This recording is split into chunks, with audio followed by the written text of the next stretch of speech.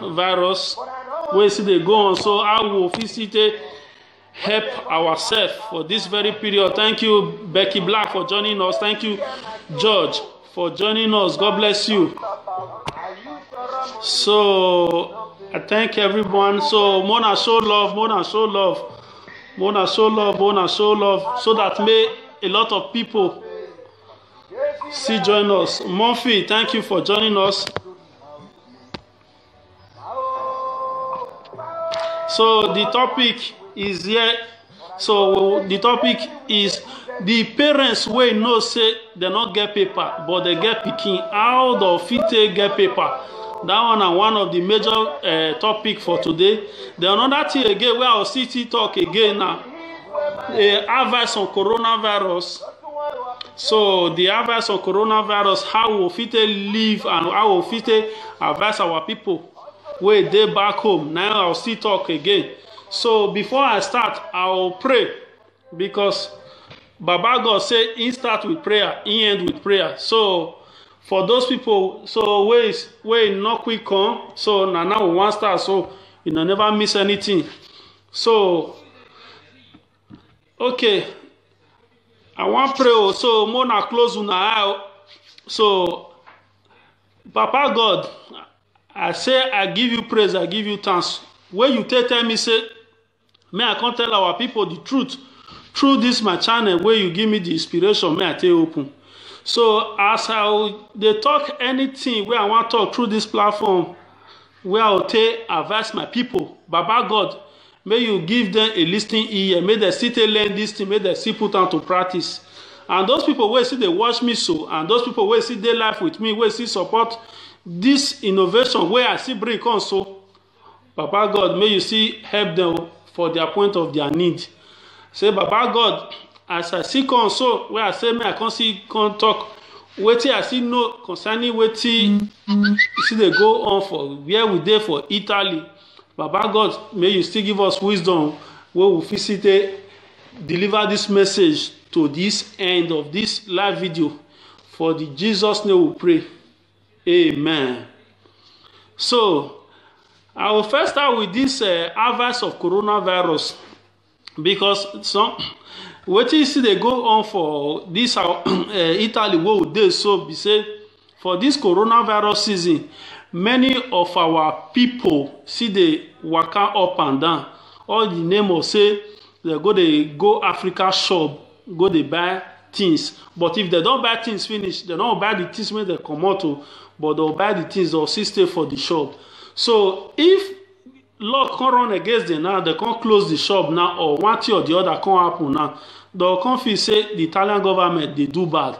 Those kind of things, Mona try, Mona see quick stay house, because all those things, anybody where they catch for this period, if you know say they do those things, but you try, anybody where they catch for this period, he go face the law and he go they affect the document they go. So now make am say more will try, more they obey the law of the land, because this law of the land where they talk, so more not use and say na charge play.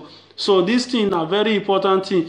A lot of our people they make this mistake. If you go African shop, more na not crowd for that African shop. If you na follow our brothers and sisters buy something finish, more na go house, so that if any control come, they not close that shop down. You understand me now? Because if they close our brothers and sisters shop, it go still affect us. Nowhere we'll go to buy something again. Now I say, man, I see you can use this one.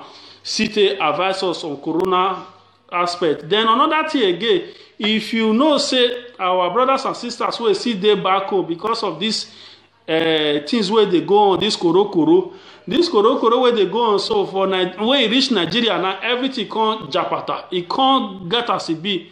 So at the year when soldier kill one person, and the person now, all the youth where come react now, they can't see kill the soldier. Now the year say soldier they go again now, they want go fight those people where they worry. I beg my brothers and sisters, wanna stay on our house, because all those soldiers their head not there. Una forget what happened for Bayelsa for 1999 where they go destroy for Ogoni land. I beg. Me dey beg una, mona tell una brothers and sisters wey dey yonder, mona tell them say make dem stay for inside house, because all those soldiers wey dey bongo, all of them don't fail for Boko Haram side. So they look for where they want to go show their power, where they want to go discharge their power. Now I say, me, I still use this one, see they tell una, say, Mona, I beg, tell una people, say, may they come for us, may they not just go the waka up and down, because the devil, they look for somebody where they want to use stage shine. So that one I see the other corona aspect, because another thing again, our government for Africa, they not even they try to say they want even repair that country or try to even build good hospital. So now our people go still suffer and back home. Now I say, Mo, just try, me you see, tell our people, say, may they stay for house. So that one I see that house corona aspect. So if una still get little money, mona still try, mona still support them as they still they stay for house. They still need to still chop, because it not be like abroad now. Now the same way we stay for house, they still get small change where they still they give us here. But that side, the same way they stay for house, they never reason them, they never give them anything where they'll take even chop. See the way that they destroy their things. So more see try, more see support all those people where still they yonder, where they still need our support. So that one, as for that. So the major topic where I'll see, like, before I drop my number for here, where people start to dey call. Now, if you get pikin where you newborn, you be papa, you be mama, or you carry the belle come, or una never marry, but pikin dey, how you fit take get paper?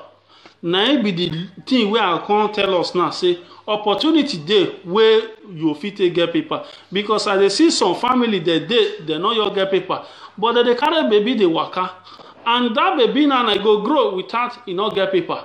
After now the thought say government they no give them paper, they dey abroad they no get paper, because of say our people no know say law dey wey go fit give them paper like this. This law wey go fit give them paper not be only one country, e not be only one city dey, e dey all over Italy.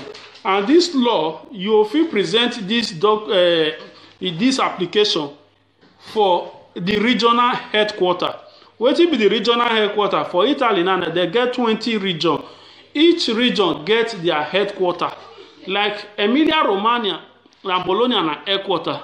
Like Lombardia, Milan na headquarter. So anytime when you present this document, so now that regional headquarter now go, now there you for fit present am. What is that they call this law wey govern those people wey they know say e no get document? Now that they call Article 31 of the Consolidated Law of Immigrants for Italy. Article 31. This Article 31, where you for know say this Article 31 e dey. This Article 31 dey now true lawyer, but not be say you know if you present the document yourself, but since na court you want for present this document, because of say you get pikin and the pikin e dey underage, now make them want give you this document. So if you submit this application, where you for submit this application, now small pikin court, whether they call juvenile court or Corte Minorenni or Tribunale di Minorenni, which means now small pikin court now you for submit this application. And if you want to submit this application, it good may you submit this application through lawyer, because if you submit this application through lawyer, now the lawyer will come gather the necessary evidence where I go still talk now. So one of the things where the law talks say, the law talks say the people where they want give, now the people where you know say e dey in problem of now small pikin wey they know say e no get the let me say psychophysical development. What is that big grammar mean? Say that psychophysical development, that internal and external help where mama and papa they get. When I break am down small, like if you newborn, a woman wey newborn and e pikin e dey a month old, and that pikin wey dey a month old, e need to get a breastfeeding from im mama. So that breastfeeding of im mama, and if im mama wants to carry am go hospital, they still need document to carry am go hospital. So the relationship between im mama and that pikin at that early stage of life, e dey very important. Na one of the law wey judge dey pull leg say they need to give the mama document. Another law wey they see dey pull leg be say if maybe now God forbid bad thing and im mama no well or im papa no well, that they get one serious sickness wey they drag between themselves and the pikin no still well, that one na still another external challenge wey e still dey among this psychophysical development wey judge still dey look. And if you get those proof and medical what they call it, medical interpretation of those documents, say this person gets this kind of sickness and he go grant a relationship whether they call relation. If he write to you, which is the relation where he go tell you say this person dey sick this type of sickness, and if doctor sign, he put his stamp where all the particular evil and physical code of that doctor dey, you still add and join the document where you get, which is the lawyer now will go follow you, go present and the form you fit download am, fill am online. If you know say you no sabi Italo well, na lawyer he advise may help you fill all these things. So after you don fill all these documents, you still make sure say the person wey dey submit am, wey dey fill am, which is either papa or im mama or both of them, they no still get crime o.